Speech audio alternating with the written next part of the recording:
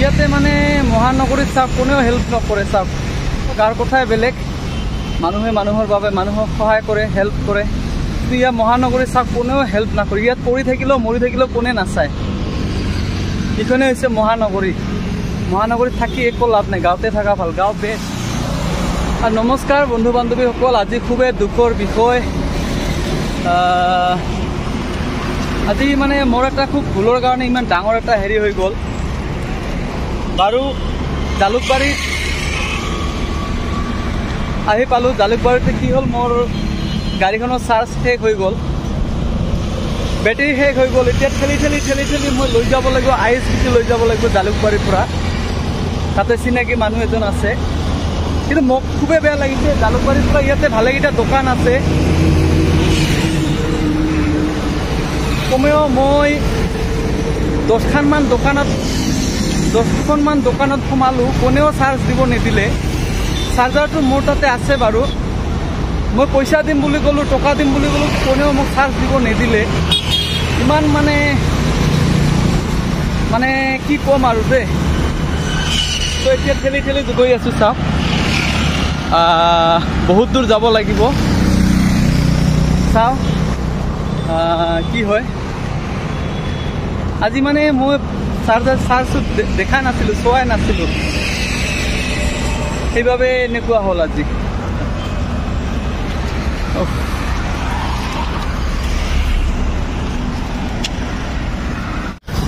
আঢ়াই kilometre আহি পালোঁ। আৰু আছে বাৰু, বহুত দূৰ যাব লাগিব, এনেকৈ ঠেলি যাব লাগিব।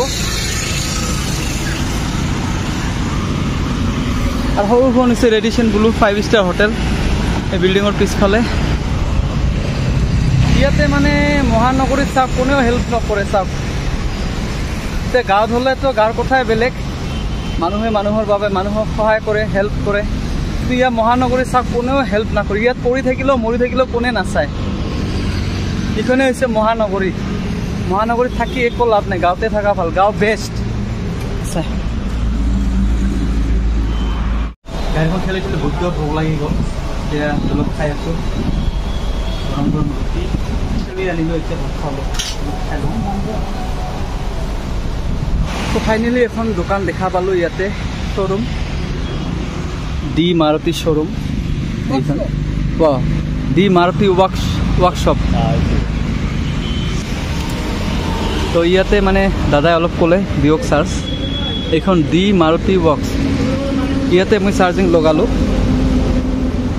এইফালে, আৰু মোৰ লগত চাৰ্জাৰটো থাকে, ইয়াতে লগাই দিলোঁ।